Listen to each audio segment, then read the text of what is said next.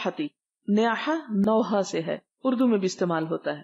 نوحہ کی ناپسندیدگی کا بیان علی المیت میت پر۔ وقال عمر رضی اللہ عنہ دعہن یبکین علی ابی سلیمان ما لم یکن نقع او لقلقۃ، والنقع التراب علی الرأس واللقلقۃ الصوت۔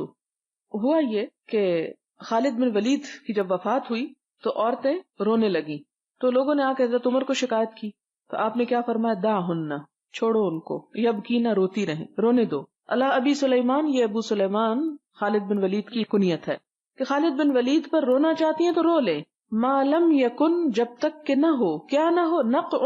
نقع کہتے ہیں غبار کو، او لقلقۃ، یا آواز، یعنی چیخ پکار اگر نہیں کر رہی، یا شور ہنگامہ برپا نہیں کیے ہوئے، یا کوئی ادھم نہیں مچایا ہوا کہ گرد و غبار اڑ رہی ہے، تو ایسی صورت میں ان کو رونے کی اجازت ہے۔ اور دوسرا غبار کی بات اس لیے کی گئی کہ لوگوں کے ہاں ایک رسم یہ ہوتی تھی کہ منہ پہ مٹی پھینکتے تھے اپنے جب کوئی مر جاتا تھا، تو آپ نے فرمایا کہ اگر وہ منہ پہ مٹی نہیں پھینک رہی یا کوئی ایسا کام نہیں کر رہی کہ جس میں نامعقول حرکتیں ہوں، تو ایسی صورت میں رونا، خالی رونا اس کی ممانعت نہیں، جتنا کوئی چاہے رو لے۔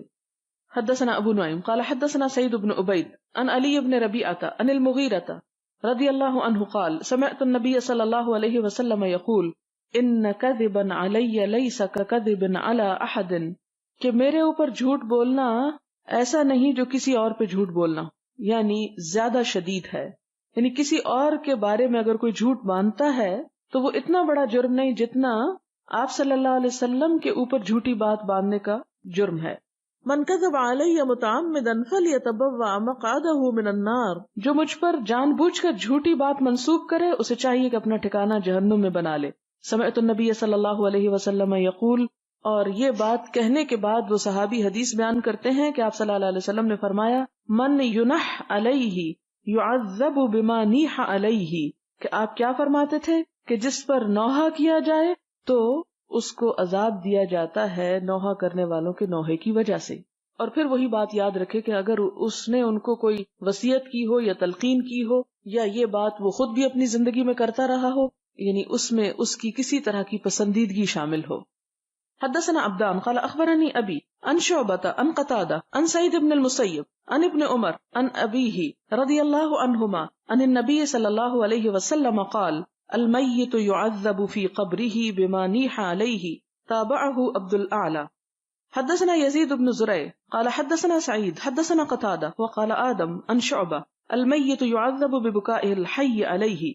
باب حدثنا علي بن عبد الله حدثنا سفیان حدثنا ابن المنکدر قال سمعت جابر بن عبد اللہ رضی اللہ عنہما قال جیء بأبی یوم احد، کہ لایا گیا میرا باپ احد کے دن، قد مثل به، جن کا مسلح کیا جا چکا تھا۔ مسلح کیا ہوتا ہے؟ ناک، کان، زبان وغیرہ کاٹ دینا۔ حتی وضع بین یدی رسول اللہ صلی اللہ علیہ وسلم، تو میرے باپ کو حضور صلی اللہ علیہ وسلم کے سامنے لا رکھا گیا۔ وقد سجی ثوبا، تو ان کو کپڑے میں لپیٹ دیا گیا تھا۔ فذهبت اريد ان اکشف عنہ، تو میں گیا کہ میں ان سے کپڑا ہٹاؤں ان کے منہ سے۔ فنہانی قومی، تو میری قوم نے مجھے روکا کہ مت ہٹاؤ۔ کیوں روک رہے تھے؟ کیونکہ ان کے ناک جو کٹا ہوا تھا، کان وغیرہ۔ ثم ذهبت اکشف عنہ فنہانی قومی، میں پھر ان سے کپڑا ہٹانے لگا تو میری قوم نے مجھے روکا۔ فامر رسول اللہ صلی اللہ علیہ وسلم، تو حضور صلی اللہ علیہ وسلم نے حکم دیا۔ فرفع، تو لاش اٹھا لی گئی۔ فسمع صوت صائحۃ، آپ نے ایک چیخنے والی عورت یعنی بین کرنے والی عورت کی آواز سنی۔ فقال من هذه، آپ نے پوچھا کون ہے یہ؟